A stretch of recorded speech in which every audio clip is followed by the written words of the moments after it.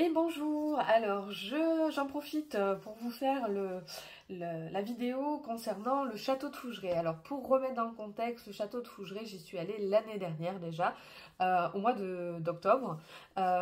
Pour remettre un petit peu dans le contexte, à l'époque, donc il y a un an à peu près, je sortais du Covid, donc j'avais une énergie un petit peu, voilà, malgré les exercices énergétiques, je pense que voilà, je me suis laissée un petit peu emporter par les énergies du lieu, parce que mes énergies n'étaient pas remontées comme je les ai d'habitude.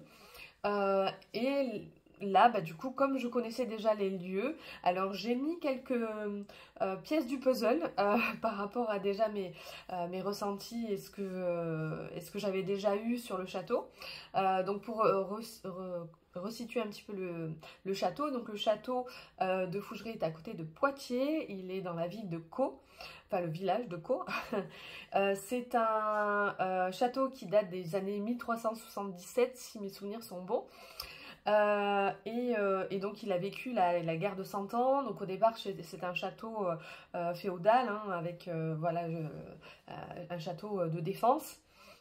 Il était sur des points stratégiques et ensuite bien sûr quand il y a eu l'aristocratie, etc., ben voilà, il a évolué en château de campagne, quoi, on va dire, voilà, d'hôtel particulier, voilà, comme on disait à l'époque.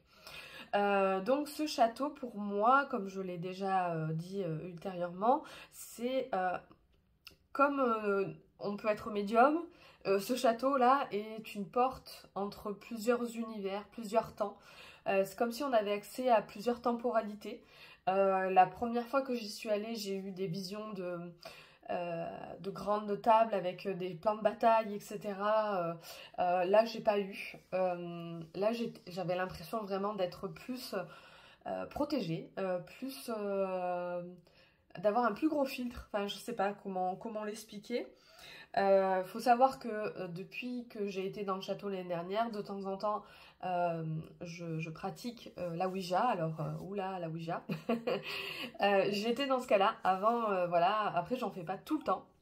La Ouija, je m'en sers que, voilà, parce que c'est quelque chose qui m'intrigue, avec lequel j'aime bien recouper certaines choses.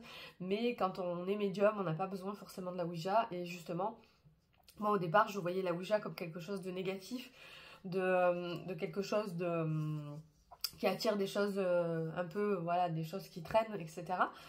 Ça peut, mais en même temps, moi aussi je peux, selon mes énergies, ramener des énergies pas top.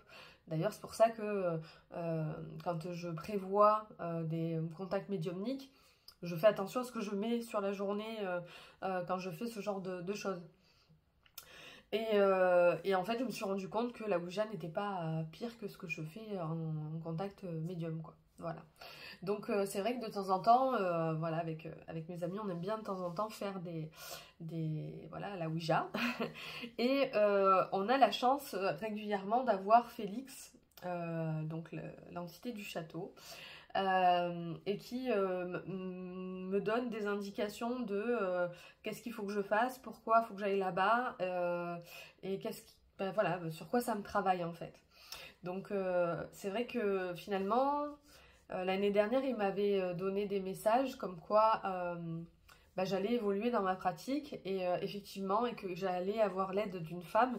Effectivement, j'ai fait un travail un petit peu particulier sur moi-même, grâce à Félix finalement, qui m'a mis sur la voie où je sentais qu'on me poussait à aller encore plus loin avec ma médiumnité. Et pareil, là, j'ai pu revoir une personne passer devant moi. Faut savoir que le fait d'être médium, on peut percevoir de différentes manières. On peut vraiment voir la personne physiquement comme on se voit classiquement, on va dire. On peut avoir des projections comme des flashs d'images ou de scènes. Moi j'entends mais dans ma tête, mais je sais que c'est, enfin voilà, je sais faire la part des choses entre mon mental et les messages, parce que voilà, c'est pareil, j'ai fait des exercices réguliers pour arriver à voir qu'est-ce que je canalisais et qu'est-ce qui venait de moi. Et donc là j'ai pu voir une petite fille, ça faisait très très longtemps que j'avais pas eu ce genre de manifestation vraiment devant moi, à moins d'être en séance, on va dire. Voilà, donc j'ai vraiment vu, en fait, on était dans un atelier ressenti, donc pareil, je vais vous resituer la chose. En fait, quand on part au château de Fougeray, donc on fait la visite du château, ensuite on fait le repas, et après il y a des ateliers. Les ateliers, donc il y a la Ouija, le guéridon, et en fonction des intervenants qu'il y a le soir même. Donc là, il y avait William Meyer qui nous a fait faire un atelier ressenti, donc avec des appareils. Donc il y avait un pod, le pod, quand on approche la main, ça se met à sonner. Il avait mis une enceinte là où on se trouvait, mais un micro de l'autre côté du couloir, parce qu'il disait que justement, quand des fois on a des manifestations ou des ateliers ressentis, il y a des choses qui se passent, mais de l'autre côté, c'est un petit peu fait exprès. Donc il y avait un micro de l'autre côté du couloir avec une enceinte, donc avec une toute petite lumière, et moi j'ai vu vraiment passer quelqu'un devant la lumière, une ombre, et toute petite. Et après j'ai eu les informations par mon canal, voilà, et j'ai vu une petite fille qui s'appelait Lucie. Et je la voyais avec les cheveux par là, blonde, les yeux bleus, voilà, toute mignonne. Et elle m'a touché la joue. Alors j'ai senti un tout petit doigt me faire ça. Ça m'a... je suis pas très à l'aise avec quand on me touche, mais bon, voilà. Elle m'a demandé d'aller jouer avec elle, donc je lui ai dit que plus tard j'irais peut-être jouer avec elle, mais que voilà, il n'y avait pas. Après, on a vu des flashs lumineux, et ça c'était intéressant parce que ça m'arrive des fois le soir, des fois quand je vais me coucher ou des choses comme ça, où ça fait une espèce de truc d'électricité qui est au niveau du plafond ou dans la pièce, au milieu de la pièce. Et en fait, il m'a expliqué que quand il y a ça, ça veut dire qu'il va y avoir une manifestation paranormale, surnaturelle, enfin bref. Voilà, ça annoncerait qu'il va se passer quelque chose par la suite. Et du coup, ça m'a expliqué certaines choses que j'ai pu voir. Ensuite, nous avons fait la TCI avec la télé. Alors bon, on a vu une espèce d'ombre, mais bon, avec les contrastes, il a dit qu'il verrait s'il y a vraiment un visage ou pas. Mais bon, c'était pas très probant. On a essayé la Spirit Box, pareil, on n'a rien eu. Ensuite, on a fait de la Ouija, on a fait du guéridon, donc ça c'est, voilà, ça me fascine en fait, la Ouija, de sentir cette énergie qui bouge la goutte, alors qu'on a à peine les doigts posés, parce que même des fois, la goutte elle va tellement vite que il reste une personne dessus, même pas, voilà, c'est juste hallucinant des fois. Et pareil, le guéridon, donc on a les doigts sur la table, et en fait on sent la modification du bois, comme s'il devenait mou, et que voilà, et qu'il puisse vraiment agir sur cette matière. C'est juste waouh quoi. Voilà. Après on avait eu un atelier de numérologie, après on a eu aussi une personne qui faisait soit les cartes, soit lecture de vie intérieure, ou soit contact défunt, voilà. Et donc, suite à ça, les propriétaires vont dormir chez eux, et il reste des intervenants qui restent avec nous. On a pu aussi s'entretenir avec Catherine, une intervenante du château qui est juste adorable aussi. Et voilà, on a pu pas mal échanger sur, voilà, elle, comment ça s'est manifesté à elle, parce que finalement la médiumnité peut se révéler d'un coup comme ça, un coup du sort, on va dire, du jour au lendemain. C'est ce qui a été fait pour elle, ou alors comme moi, voilà, qui ai toujours vécu à peu près avec ça. Et voir aussi, elle captait des choses que moi je ne captais pas. Ah, après, moi comme j'étais un peu sur la réserve, je pense que je me suis un petit peu coupée sans le vouloir de tout ça. Et parce que j'avais eu des messages juste avant où, voilà, où j'avais un peu peur d'être trop surprise de certaines choses, et je pense que ouais, je me suis un petit peu barricadée un petit peu trop, mais bon, c'est pas grave. Des fois j'ai des ressentis voilà, assez forts selon les lieux, donc voilà. Et c'est vrai que ce château est juste magique, parce qu'on sent qu'il y a vraiment du monde, qu'il y a quand même beaucoup de bienveillance. Après, la nuit, donc on a dormi, pour les personnes qui connaissent, donc il y a plusieurs chambres, chaque chambre a une entité reconnue du lieu. Donc on a, l'année dernière on avait dormi chez Félix, et cette année, donc Félix m'avait donné le message qu'il fallait que j'aille dans la chambre aux échauguettes, mais sauf que je sais pas pourquoi, je croyais que la chambre aux échauguettes c'était la chambre de l'huissier, et en fait voilà, enfin, il y a eu un quiproquo sur ça, donc on a fini à la chambre de l'huissier. Et donc nous on était chez l'huissier, mes amis était aux échauguettes et le restant du groupe, puisqu'on était un groupe de 8, a dormi dans la chambre au portrait. Donc on était tous sur un pan de paliers. Et moi j'appréhendais un peu parce que la chambre de l'huissier a un passif assez voilà, rude.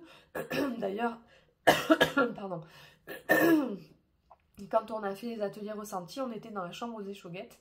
Et à un moment donné, on a entendu un coup, comme un coup dans le mur ou un meuble qui se déplace contre le mur. Et pardon, j'ai dû couper la vidéo parce que j'avais un tout. Et en fait, quand on est allé voir dans la chambre, il n'y a rien qui s'était passé, enfin, rien n'avait bougé. Et donc, avec mon amie, donc il y a 2 lits, et on s'est dit, qu'est-ce qu'on fait? On dort toutes les 2 dans le même lit, ou soit on dort chacune dans notre lit. On a dit, allez, vas-y, soyons folles, on fait chacune dans un lit. Donc j'ai quand même barricadé le truc, parce que, bon, déjà, il a fallu que je fasse passer 2 âmes de... une personne du groupe, et parce que ça m'a été demandé à la Ouija, et pareil quand on a fait la Ouija plus tard, quand les ateliers étaient terminés, une du groupe avait un ami voilà, qui n'était pas passé, il fallait que je le fasse passer, donc voilà, quand je suis allée au lit, j'ai fait donc passer ces âmes là, et par contre j'ai demandé voilà, un cercle de protection pour être tranquille, pour un petit peu dormir quand même, parce que l'année dernière j'avais vraiment pas dormi. Enfin, j'avais dormi moyennement, voilà, où j'étais beaucoup en voyage. Là, cette nuit-là, j'ai voyagé quand même pas mal, parce que d'entrée, j'étais calée et j'ai vu Félix qui m'a fait comme ça. J'ai dit, ouais, c'est parti. Donc, ça tenait à cœur à Félix de me montrer,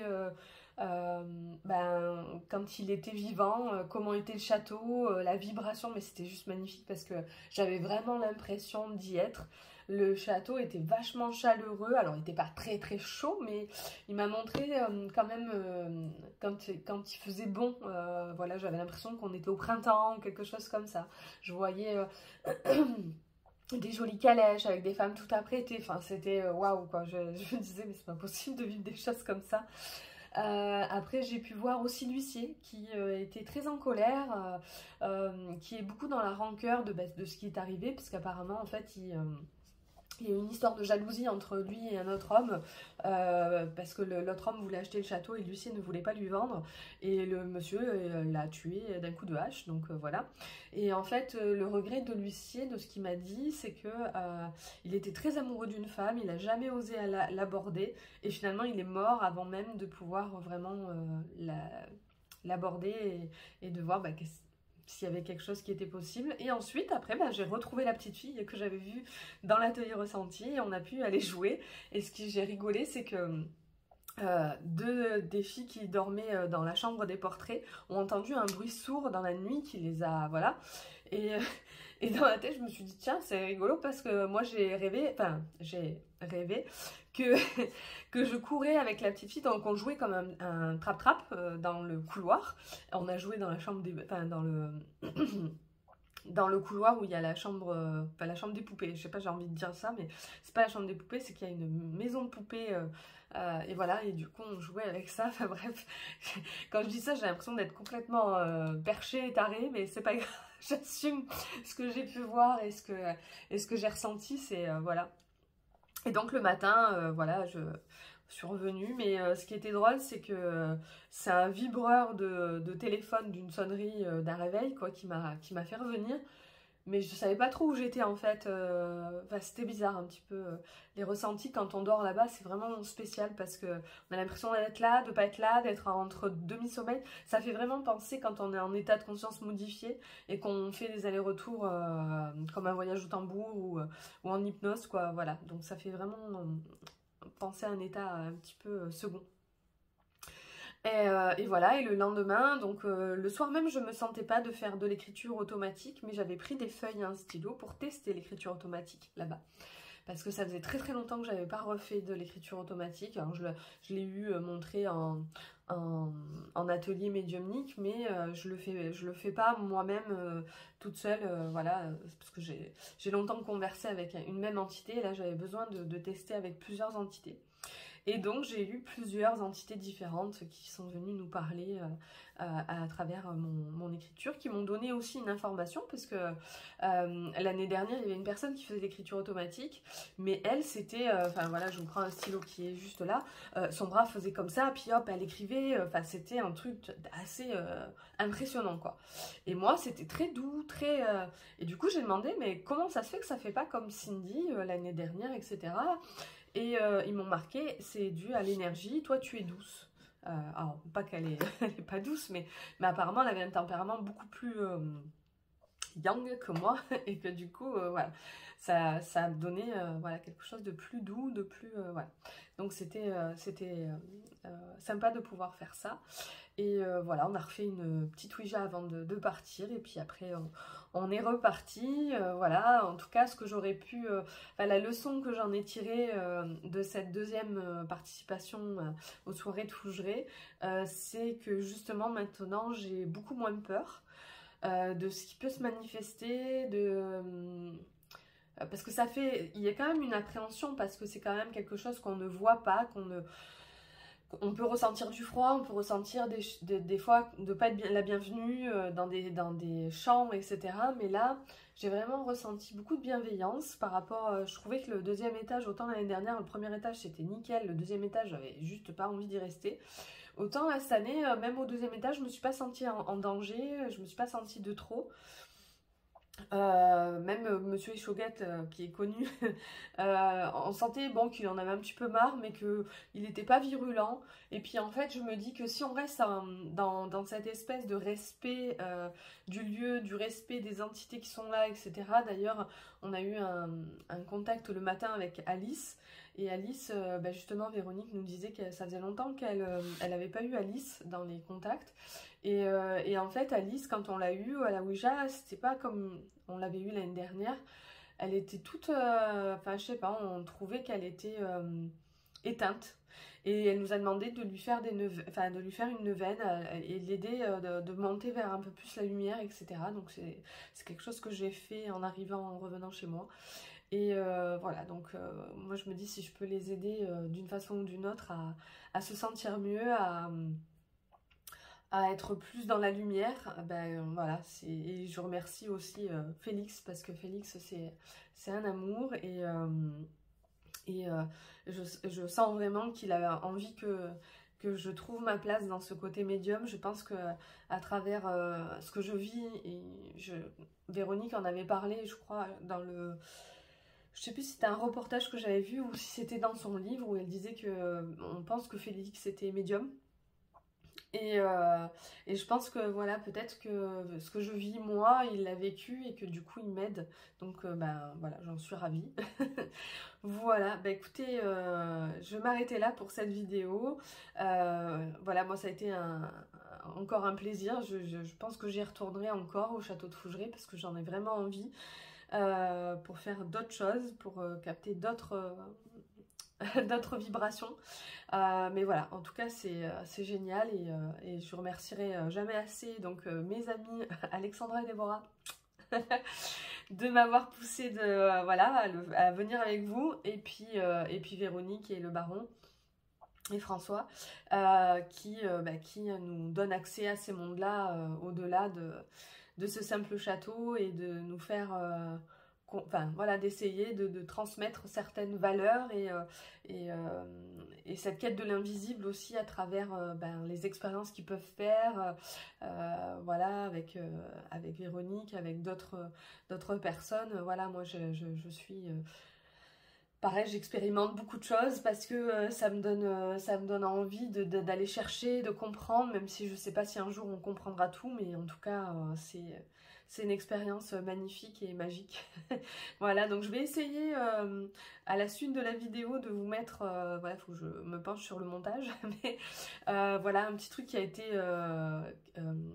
capté dans la chambre des maîtres, où en fait j'ai mon téléphone qui essaye de faire une mise au point sur quelque chose. Moi en tant que médium, il y a quelqu'un, il y avait un homme, mais voilà. Vous verrez juste pour les personnes les moins aguerries, un couloir avec voilà, mon téléphone qui essaye de zoomer sur quelque chose, mais voilà.